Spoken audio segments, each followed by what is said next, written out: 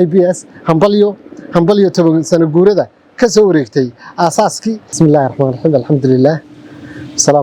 salaatu ala rasuulillah bacd maanta wax farxad ah inaan kala qayb galo bangiga International Bank of Somalia IBS toban guuradiisa tobankaas ay ka soo wareegtay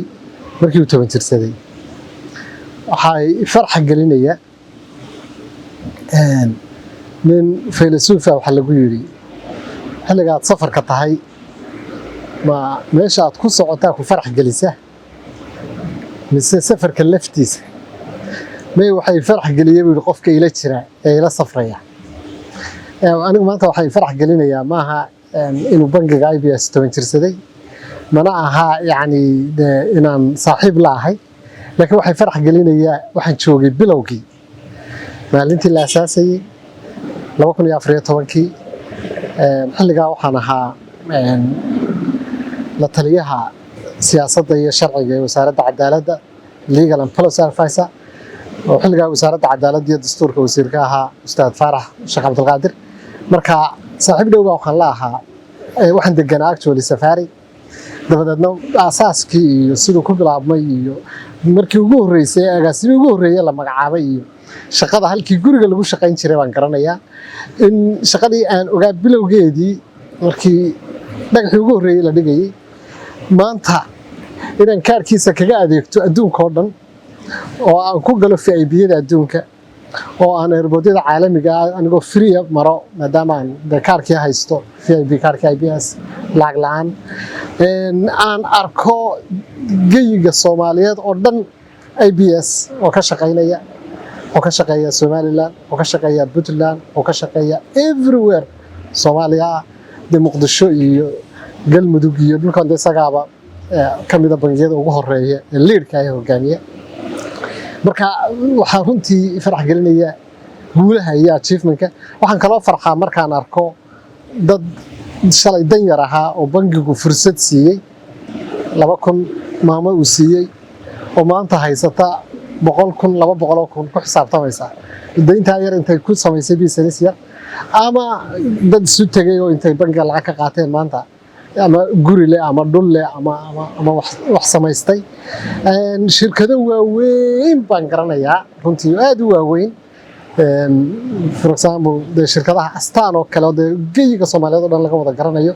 maalin buu ii sheegay agaasimaha Astaan wuxuu yiri haddaan IBS jiri lahayn Astaan culays badan baa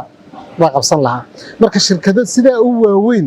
in bangigu ay dhalaan oo ka faa'iido oo ay faa'iidadeeda noqoto waxaan dareemayaa runtii farxadii gaar ah baan dareemayaa waxaan markasta oo guuli timaado guushu iskama timaado guushu waxaan u malaynayaa waxaan 100% aaminsanahay u malaynayay waxay ku timi shaqaalaha IBS hoggaanka iyo maamulka IBS iyo isku xidhnaanta labadooda maamulka iyo shaqaalaha markay labaduba u shaqeynayaan sidii dadkii lahaa bangiga oo marka ay guushu timaado runtii marka waxaan mudan in loo hambaliyeeyo howlwadeennada shaqaalaha iyo maamulka sare bangiga IBS waxaana muujiyeen karti iyo hogaamin bangiga IBS waxaan uu hadda u yahay tusaale dad badan baa marka laga hadlo maalgelinta Soomaaliya ayay dadka qaar dib oranayaan meesha sharciyadeeda ka warrama maankeeda ka warrama hantidadeeda ka warrama IBS waxyaabaha uu buriyay bay kamid tahay ee uu yiri Soomaali waa la maal gashan karaa lacagta inta leeg baa ka shaqeysa amaanku halkaas u maraya yani waxa ugu adag ee bilaadan ilaaliyo dhismo waad ilaalin kartaa meel banaan waad ilaalin kartaa dar waad ilaalin kartaa laakiin lacag qof la yiri ilaali waxaad garanaysaa mas'uuliyadda inta leegtahay bangiga IBS wuxuu muujiyay $100 milyan in maanta ay shaqeynayaan oo ay u shaqeynayaan maaragtay si ammaan ah oo aamin ah waxaan kale oo rabaa halkan inaan ku daro duruufaha ay ku shaqeynayaan bangiga ku yaala Ireland ama Iceland ama Indonesia ولا إسكا هيستا بنك الصومالية كويا لا ما هيستو boqolaal dhinac baa culaysya ka haystaan culaysyada dhexdooda ayaa bangiga IBS ku bulaalay oo uu ku weynaaday oo uu ku koray ninbaa waxaa la weydiiyey sawirka nabadda bal noo sheeg dabadeedna boqor buu ahaa wuxuu yidhi sawirka nabadda ii soo sawira marka dadkii oo dhan waxay soo sawireen hare biyaah oo shimbiro dul marayaanoo farda joogaanoo dadku qosqoslayaan ninbaa wuxuu keenay shimbir ka samaysatay gurigeedii buuro iyo roob iyo dhaxan dhexdood dabadeedna halkaa dhigatay ilmihii boqorkii wuxuu yidhi sawirka nabadda waa kan sababtay shimbirtu dhasheeda iyo ugxanteeda waxay ku aamintay roobka iyo dabaysha iyo buuraha afka dhaadheer iyo jararka waxay dareentay inay halkaa xasilooni taallo bangiga IBS duruufaha aynu wada ognahay internationalka caalamiga yaa lacag idin dhigtay yaa idin soo mariyey yaa bangiyada Soomaaliya oo dhan haysta kaligood ma wada haystay dhammaan haysta oo qof kastana leeyahay kana waayo ayay ku shaqeeyaan oo aanay culayskaasi ma haysto bangiyada America iyo Europe iyo Africa iyo Asia iyo Carabta midna ma haysto halkan yaa dhigtay iyo halkan yaa maray iyo halkan iyo qofkan magaciisa waa kuma laakiin bangiyada Soomaaliya way haystaan bangiyada Soomaaliya culayska haysta